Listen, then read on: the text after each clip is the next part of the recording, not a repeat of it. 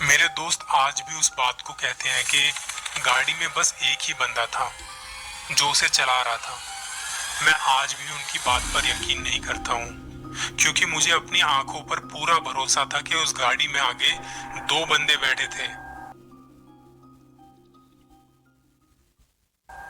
मैं 2 महीने पहले ऋषिकेश घूमने गया हुआ था। वहां जाने के लिए बस की टिकट बुक करवाई अपने लिए। अब ऐसे आप कहीं जब जाते हो तो आपको अलग अलग तरह के लोग मिलते हैं, और उन लोगों से मिलती है उनकी आप बीती कहानियां। मेरे साथ 3 दोस्तों का ग्रुप बैठा था, दो मुझसे आगे वाली सीट पर और एक मेरे साथ। सफर कुछ घंटों का था, तो बातें करते हुए हम जा रहे थे। बातों बातों में पता चला कि इन तीनों को घूमने का बड़ा शौक था। अपनी अपनी कहानियां शेयर कर रहे थे। मेरे आगे वाली सीट पर जो बैठे थे उन्होंने कहानियां शेयर की अपनी अपने रियल हॉरर एक्सपीरियंस के बारे में। उनमें से एक ने बताया कि आज से तकरीबन 3 साल पहले की बात है, जब मैं नीलकंठ से वापस आ रहा था। हम 4 दोस्त थे, अपनी गाड़ी से थे और ड्राइव कर रहा था मैं। पहाड़ी रास्तों से उतरने में बड़ा ध्यान रखना पड़ता है, और रात का समय था वो। तो ड्राइव करते हुए मैं काफी देर से देख रहा था कि एक गाड़ी जो हमसे आगे चल रही थी, देखने में कोई छोटी गाड़ी लग रही थी, जैसे सेंट्रो या स्विफ्ट। तो गाड़ी लगभग कुछ 200 या 300 मीटर आगे चल रही थी हमसे। आगे चल के एक मोड़ ऐसा आया जिसके बाद लगभग 1 किलोमीटर का सीधा रास्ता था, जो कि पहाड़ों पर बहुत कम देखने को मिलता है। वो मेरे आगे आगे गाड़ी मुड़ी, मैंने उसके पीछे पीछे अपनी गाड़ी मोड़ी। लेकिन हमारी गाड़ी मुड़ने के बाद उस रास्ते पर वो गाड़ी नहीं दिखी। सीधा रास्ता था और सब कुछ दिखाई पड़ रहा था, पर वो गाड़ी या कोई और गाड़ी वहां नहीं थी। हम जाते जा रहे थे, बातें कर रहे थे। तो थोड़ी देर बाद वो गाड़ी मुझे अपने सामने लगे शीशे में पीछे दिखाई पड़ी। मुझे लगा कि ठीक है, कुछ हो गया होगा, वो रुक गया होगा। तो मैं अपनी गाड़ी को लेकर थोड़ा और आगे निकला। अब अगले 2 मोड़ के बाद वो गाड़ी फिर से आगे दिखी, हमारी गाड़ी के आगे। मुझे लगा कि भाई बात क्या है। अब ऐसा 2-3 बार हुआ, तो मैंने सोचा कि देखो तो सही चक्कर क्या है। मैंने कहीं साइड में जगह देखी, अपनी गाड़ी रोक दी। गाड़ी के बाहर निकला तो वहां कोई नहीं। उसके बाद मैं गाड़ी में दोबारा बैठने लगा, तो फिर पीछे से आ रही थी वही गाड़ी। मैंने दोस्त को कहा कि मैं गाड़ी को रोकूंगा, देख मैं गाड़ी को रोक रहा हूँ, और रोक के मुझे देखना है इस गाड़ी में है क्या, क्या बात है। अब गाड़ी पीछे से आई, मैं अपनी गाड़ी से निकला, उसे हाथ दिया दूर से। गाड़ी मुझसे कुछ दूरी पर रुकी, और जब गाड़ी का शीशा उतरा तो उसमें मुझे 2 बंदे दिखे। लेकिन ड्राइवर के साथ वाला जो बंदा था, मुझे ऐसा फील हुआ जैसे वो होश में नहीं था। कुछ तो अजीब था उस बंदे के साथ में। मैंने उससे कहा कि आप ऐसे कैसे चल रहे हो भाई साहब। तो उन्होंने मेरी बात पर कोई खास ध्यान नहीं दिया। उन्होंने कहा कि आप चलिए, हम आपको डिस्टर्ब नहीं करेंगे। ये बात मुझे ड्राइवर ने कही, लेकिन जो दूसरा बंदा बैठा था, मेरी उससे कोई बात नहीं हुई। ये बात वहीं आई गई हो गई। और उसके बाद जब हम थोड़ा आगे पहुंचे, तो मेरा दोस्त कहता है कि तूने उस बंदे को, उस बेचारे आदमी को खामा खा डरा दिया। मैंने कहा कि बस बात की थी, अगर ज्यादा कुछ कहते तो मैं दोनों को मारता गाड़ी से निकाल के। दोस्त कहते कि दोनों को मारता, अबे गाड़ी में तो एक ही बैठा था। मैंने कहा नशे करके बैठे हो क्या भाई, 2 लोग थे गाड़ी में। मेरे दोस्त आज भी उस बात को कहते हैं कि गाड़ी में बस एक ही बंदा था जो उसे चला रहा था। मैं आज भी उनकी बात पर यकीन नहीं करता हूँ, क्योंकि मुझे अपनी आंखों पर पूरा भरोसा था कि उस गाड़ी में आगे 2 बंदे बैठे थे। ये कहानी सुन के मुझे लगा कि भाई ऐसा भी होता है क्या। तो उसमें से दूसरे बंदे ने भी अपनी कहानी सुनानी शुरू कर दी। वो बताता है कि हमारे ट्रक चलते हैं, तो हमारा ट्रक ड्राइवर चंडीगढ़ जा रहा था हाईवे से। बीच में एक जगह आती है, मुझे उसका नाम ठीक से याद नहीं। तो जब वो हाईवे से जा रहा था, बीच रास्ते में आधी रात के वक्त किसी ने ट्रक को हाथ से रुकवाया, हाथ दिखाया। शायद किसी को मदद चाहिए थी, क्योंकि रात को ऐसे में कोई मदद नहीं मिलती, और अगर कोई मदद करता भी है तो उसके मन में कई सवाल आते हैं।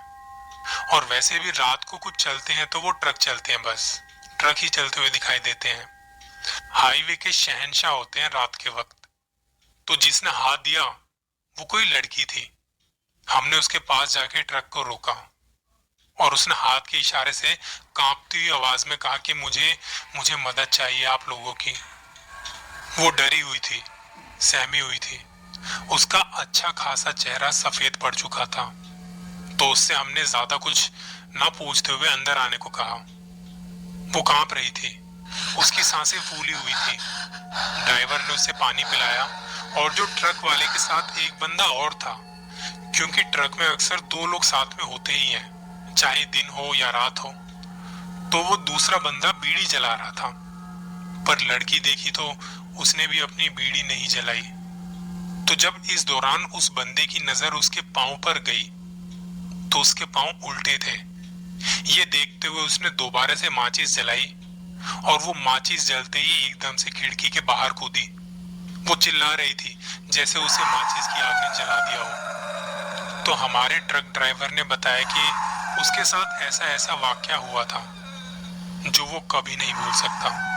वो औरत चिल्लाते चिल्लाते वहां से गायब हो गई और दिखी नहीं उसके बाद। ये कहानी सुनते ही सबसे पहले तो मैंने अपने साथ वाले के पैर देखे कि इसके पैर सीधे तो है ना। मैं सोच रहा था कि कब पहुंचेंगे ऋषिकेश। रात के वक्त हाईवे पर पूरी ताकत के साथ हमारी बस चल रही थी। मुझे लगा कि अब शायद सो जाना चाहिए। इतने में मेरे साथ वाले बंदे ने भी अपना किस्सा शेयर किया। वो बताता है कि खेती होती थी उनके वहां, तो वहां पर जानवर बहुत होते थे। तब हम लोग वहां मचान में बैठते थे, कभी मामा जी कभी नाना जी। हम लोग वहां बैठ के नजर रखते थे। तो नाना जी कहते थे कि देखो इनका भी हिस्सा है, इनको भी खाने को देना चाहिए। तो एक दिन क्या हुआ कि हमने देखा कि एक जंगली सुअर दौड़ते हुए बड़ी तेजी से आ रहा है खेत के बीच में। अब ये कभी भी नहीं होता था कि खेतों के बीच में एकदम से कहां से आ जाएगा। और खेतों में ना अलग अलग पार्टीशन बने होते हैं। तो एक पार्टीशन में घुसा तो जंगली सुअर था, अगले पार्टीशन में वो हिरन बन गया और उसके अगले पार्टीशन में एक बड़ा सा पक्षी बन गया। फिर वो जब हमारे मचान के पास आई तो वो एक औरत बन गई और मुझे नाना जी ने सिर्फ एक बात कही कि तू डर मत, कोई आवाज मत कर। तो मैं डरा हुआ सहमा हुआ सा चुपचाप बैठा हुआ था और देखते ही देखते हमारी आंखों के सामने वो औरत एक छोटी सी चूहिया बन गई और वो खुद ब खुद चूहे का एक रखते हैं हम लोग कुछ खाने पीने का, उसमें जाके बैठ गई। वो बैठी इसलिए कि नाना जी कर रहे थे अपना ध्यान और पाठ वगैरह। नाना जी मचान से बाहर आए और मुझे यहीं बैठे रहने को कहा। मैं डर रहा था और अकेले तो और भी डर लगने लगा अब। तो नाना जी ने उसे अपने हाथों से उठाया और साथ में एक बांस का जंगल था, उसे उठा के वहां छोड़ के आ गए। अब ये सब देखने के बाद मेरे दिमाग में भी कई सवाल आने लगे, क्योंकि मैं चीजें सीख रहा था उस वक्त। तो मैंने उनसे कहा कि नाना जी ये क्या था, मुझे भी बताओ। फिर नाना जी ने मुझे बताया कि वो एक आत्मा थी जो हमारे खेत की रक्षा करती है, और जब कभी उसे लगता है कि नाना जी हैं तो वो उनसे बात करने के जरिए ढूंढती रहती है। और ये जो उसने जानवरों के अलग अलग रूप बदले या हमें जो दिखा, वो सिर्फ और सिर्फ हमारा ध्यान अपनी तरफ खींचने के लिए था। ये सुनने में तो सिर्फ कहानी से ज्यादा और कुछ नहीं लगती, और इसका सबूत भी देना बड़ा मुश्किल है, लेकिन ये सच्ची घटना है जो मेरे साथ तब हुई थी। तीनों दोस्तों ने अपनी अपनी कहानियां सुनाई, जिसके बाद मैं सही बताऊं तो थोड़ा सा मैं भी डर गया था, क्योंकि रात के अंधेरे में चलती बस और हाईवे पर दूर दूर तक आपके अलावा वहां पर कोई नजर नहीं आ रहा था। ऐसे में हालत तो खराब हो ही जाती है। मेरे साथ वाले बंदे ने कहा कि भाई देखो अभी सफर थोड़ा दूर और है, तो क्या आपके पास भी अपना कोई किस्सा है, आपका कोई एक्सपीरियंस जो आप हमसे शेयर कर सको? मैंने कहा कि मेरी कहानी या कह लो कि मेरा एक्सपीरियंस थोड़ा बड़ा है, वो आराम से वापसी में आते वक्त आपको सुनाऊंगा। तब उन्होंने कहा कि ठीक है, इंतजार करेंगे। और वो लोग आंखें बंद करके बैठे बैठे शायद सो चुके थे। मुझे याद आने लगा था अपना वो किस्सा जब मैंने वो सब महसूस किया था, या शायद सच में था वो मेरे साथ वहां पर। इसके अगले भाग में मिलूंगा उसी कहानी के साथ। अपना ख्याल रखिएगा। तो दोस्तों, आपको ये भयानक सफ़र की कहानियाँ कैसी लगी? उम्मीद करता हूँ आपको ये कहानियाँ अच्छी लगी होगी।